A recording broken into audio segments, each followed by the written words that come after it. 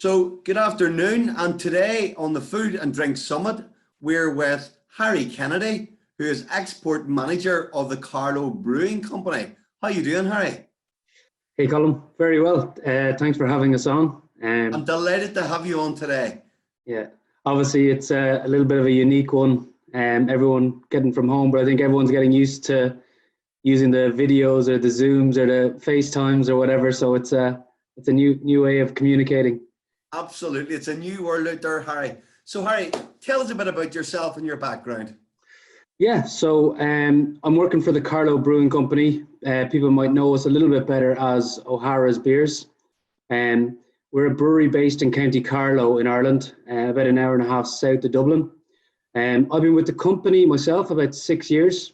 I spent 3 years in the US working for the company. So I was based out of Boston, but I traveled the West Coast, East Coast, and Central America. So had good exposure to craft beer around the world.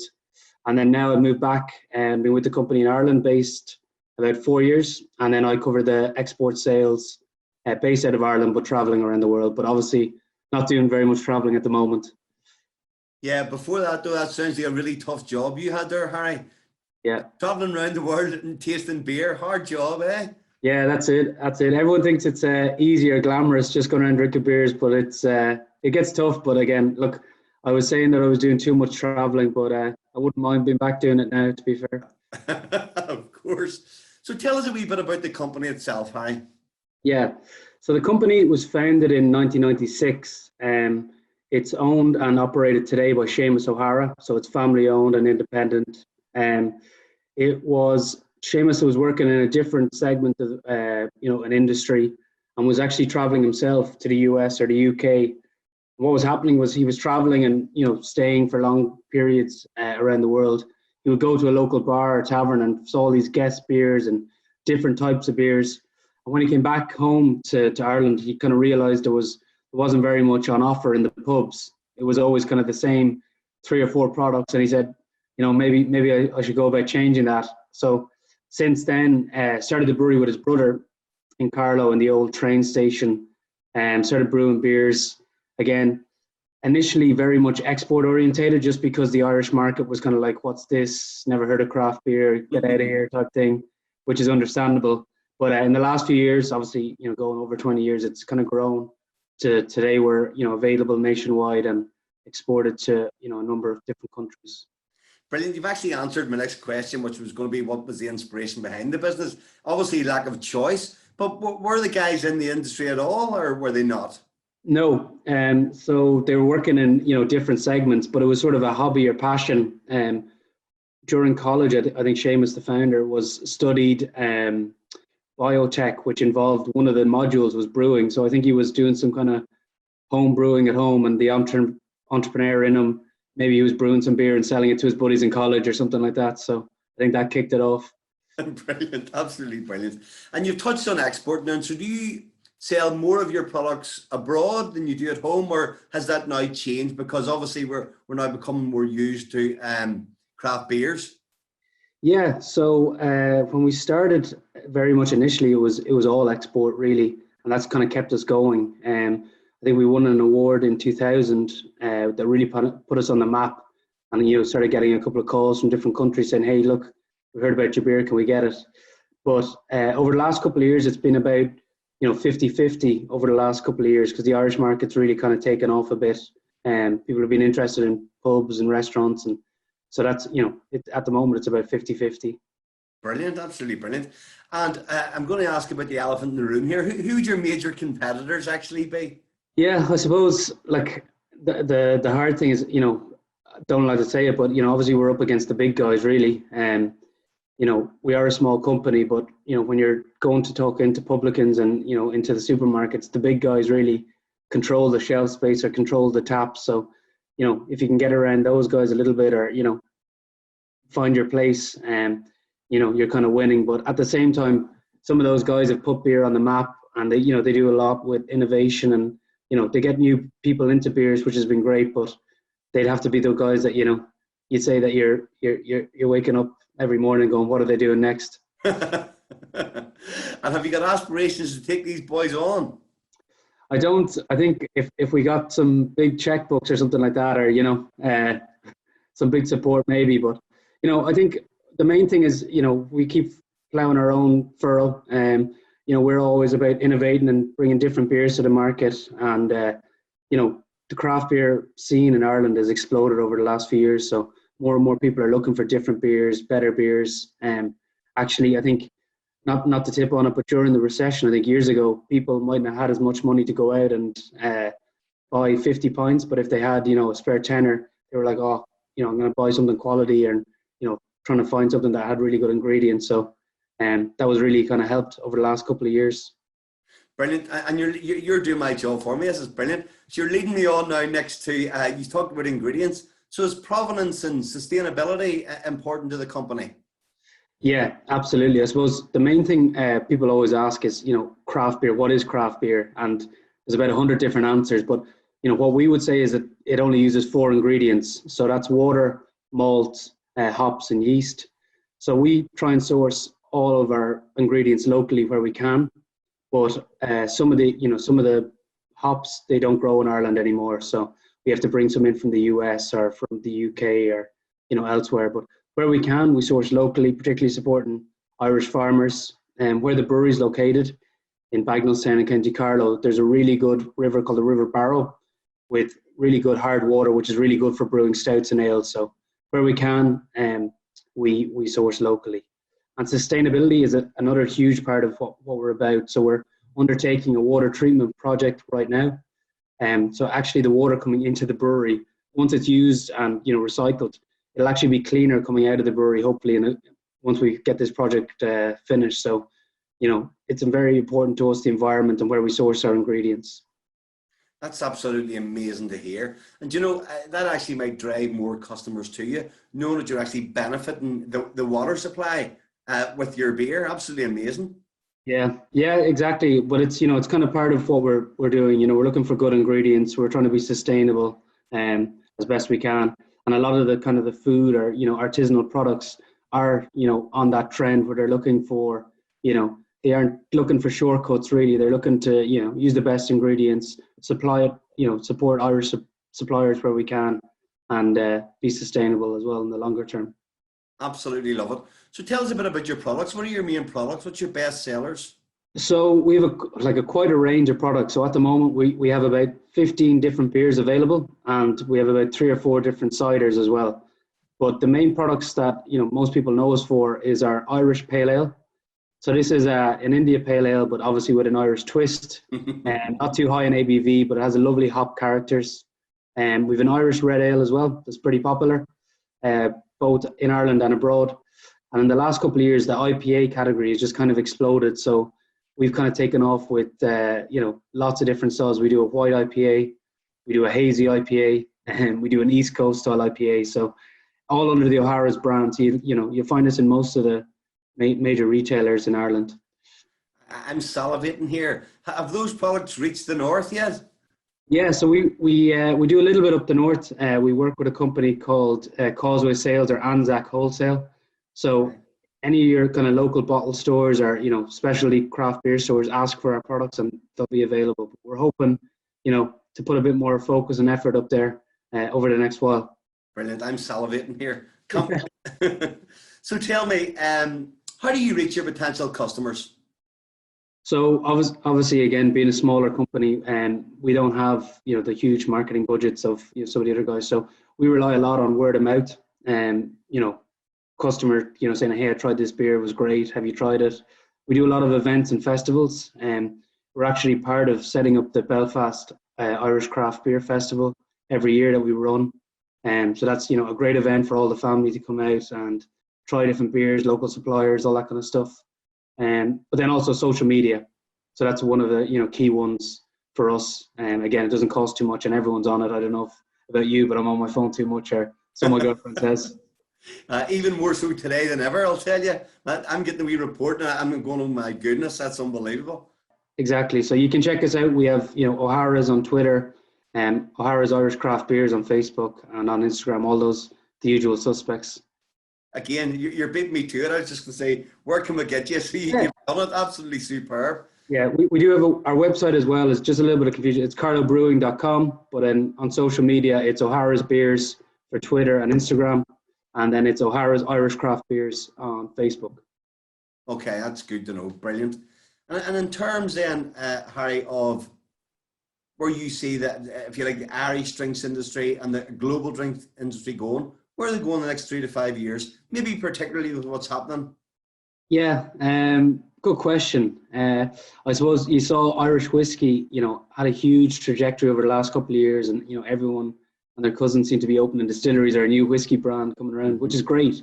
It's fantastic because more choice and rising tide lifts all the ships. So Ireland is known as an export country. So if, we can be, and we're known for having a pint or two or a good whiskey. So around the world, if we can kind of supply that, it's great for the country. But over the next couple of years, I think, I don't see Irish craft beer or Irish producers or whiskey companies really, retracting. I think even if we do see ourselves going into a bit of a recession, people are still going to look for, a Friday evening or Saturday evening to enjoy, even if that is at home. So, Irish producers producing quality products, I think should have a good future because people still want to, have a beer on a weekend or have a nice whiskey. So we're hoping anyway, and here's fingers crossed that, it continues. I'm actually partial to both myself. What about you? Yeah, absolutely. Beer and a whiskey, it's a good combination. I don't know if anyone's tried, but we used to do a thing with Tullamore Dew where we called it a Dew and a brew. So Tullamore Dew with a brew, and we pair it with either Irish Stout or Irish Red and Irish Pale Ale. And sometimes you get away with having a beer and a whiskey, but a great way to say it's research is if you're trying, a different beer with a different whiskey. So I'd encourage everyone to try that. I might try that later on this evening. All right, tell you the truth. So Harry, you mentioned innovation earlier on there. What are you doing, or what's the company doing in terms of innovation? How do you go about it? Yeah, so I suppose a lot of it, we look at a lot of trends and take inspiration from around the world. So one, obviously in the craft beer world is from the US.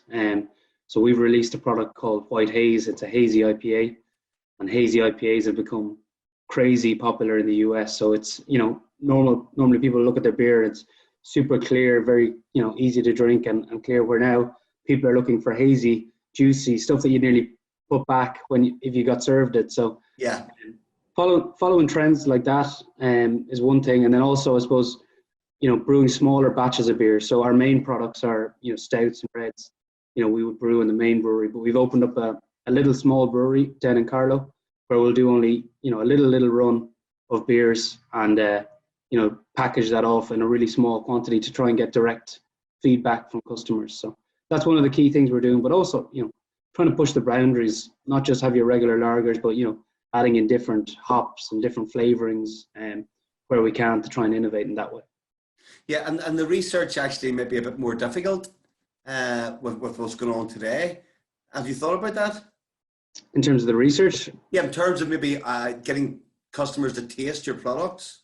Absolutely, yeah. It's really, well, obviously it's difficult, and it's, something that's not tried and tested, you're not going to put out to the market. So for the moment, anything that we're doing in terms of innovation is very small scale. So small batch, maybe to one or two places, get feedback, or, even with the team, trying different products and, hey, look, I think we'd have a really good opportunity if we do something like this or something on this style. So.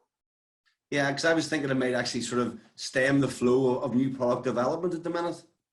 Yeah, absolutely. I think that, and we have to be careful on that because we can't just keep bringing new products that maybe, the market isn't ready for or that the customer isn't ready for. So it's a great point. Something that, I haven't really been thinking about too much straight away. Well, now, if you need a tester just up here in Belfast, you can let me know. I'm quite happy to accept all gifts. Yeah, absolutely. Some of the rest will have to get some samples up or something, yeah. Okay, so tell me, have you any hints and tips for existing customers or potential new customers about anything that you're doing or anything that you particularly like with your brands? Yeah, I think the fact that we have quite a range is pretty interesting. So if you're a supermarket or a store or a bottle shop or anything, people are looking for choice now. They don't, going in, they look for something different, particularly now that everyone's at home. I think is a perfect time, to try something different. If they're at home, they might pick up a different product. The other thing as well is that with the pubs closed or with the bars closed, people who might have gone out and spent, £20 or whatever on a Friday night now, they mightn't be spending all that £20, but they still might spend a bit of it. And, hopefully beer or, good beer is, something that they might pick up. So definitely encourage people to try and stock Irish craft or, artisanal products. Brilliant. And in terms of challenges, I mean, obviously what's going on now is a challenge. What other challenges has the business faced? I think generally, every day is a challenge because, you're working with a product that changes a lot. That can be from temperature, that could be from, different varieties of hops or whatever. So trying to bring consistency out. Also, just, I suppose, getting people to try products because, I don't know, there was maybe a case of people saying, look, this is my tried and tested. This is what I will always have, and trying to get people to open up their eyes a little bit or open up, their minds and say, hey, look, I'll try this. I've never had a hazy IPA or I've never had a session IPA. What is a session IPA? And trying it and go, wow, look at the flavors, So that's something that we try and encourage and keep going. Brilliant. So here's an opportunity for you to sing the praises of the company. What's your biggest achievements to date? I suppose keeping going for 20 years. Again, I've kind of came in and after probably a lot of hard times and, there was a lot of hard work probably to get some of these export countries going. But I think the fact that we've been going for nearly 25 years next year is, testament to Seamus and Kay O'Hara who run the business and, kept at it when, a lot of, forces have probably gone against them. So, to be going after 25 years, still brewing beer, still making new beer, still drinking beer is, pretty positive. Brilliant. So what's the secret to success then? What's the secret sauce? I think part of it is keeping relevant a little bit. We've adapted a lot over the years. So we started, with one or two products, and up to, as I was saying today, is we've up to 15. So we've got beers for everyone, whether you're a lager drinker, a stout drinker, or an IPA drinker. So we've innovated and changed a little bit over those years. So I think that's be one of the keys is that we've changed as the market's changed a little bit, but it all comes back to doing something different and going against the grain a little bit of putting more ingredients into beers and trying to make more flavoursome beers. Okay, and do you participate in trade events? Are they a big part of the business? Yeah, absolutely. It's a key one for us. Be it beer festivals or be it trade shows, wherever we can. If we can get people to try our product, get familiar with our product, or even the brand name is a key part of the marketing for our company. Okay, and maybe you could tell us a wee bit about the future for yourselves in the Carlow Brewing Company. What's going to happen next?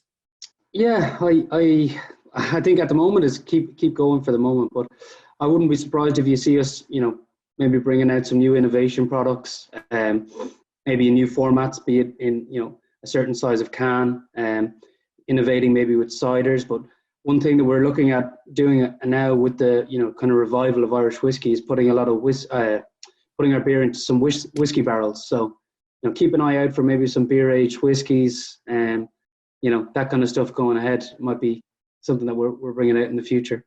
Absolutely brilliant. That sounds very interesting. I like the sound of that. And tell me then, if you like, lastly, was there any help available from government agencies, for example, to help your company along? And is that an ongoing process or what happens? Yeah, absolutely. I think very early on, there's government grants and schemes that have been out there and something that we work with a lot, be it Board BIA, Enterprise Ireland, and whether that's opening up doors for export and trade shows or assisting with grant funding or whatever, and that's been key for us going forward and in the past and will be going forward, I think, as well. So that's brilliant. It's actually brilliant for our viewers to actually know that there's help available out there, especially for artisan companies like yourselves. Yeah, absolutely. I think you're talking about some of the success. Like we've relied a lot on county enterprise boards, be it trade shows, and they open a lot of doors and opportunities for you. So keep in contact with them. Always great to pick up the phone and ask for a bit of advice. And they've been a fantastic resource over the years. Absolutely brilliant. Well, Harry, that was absolutely amazing. I really enjoyed that. And thanks very much for all your insightful tips and hints. Absolutely. Delighted to be on. And if anyone's looking to pick up any of our products, we've launched an online store. It's radicaldrinks.com. You can order direct to your door. If you're stuck at home and you're not going out to the shops, we'd be happy to send you a case of beer, and Colin will have to organise one for you as well. Thank you very much, Harry. And on behalf of the Food and Drink Summit, that was amazing. And I really appreciate your time, and good luck in the future. Great. Thank you so much.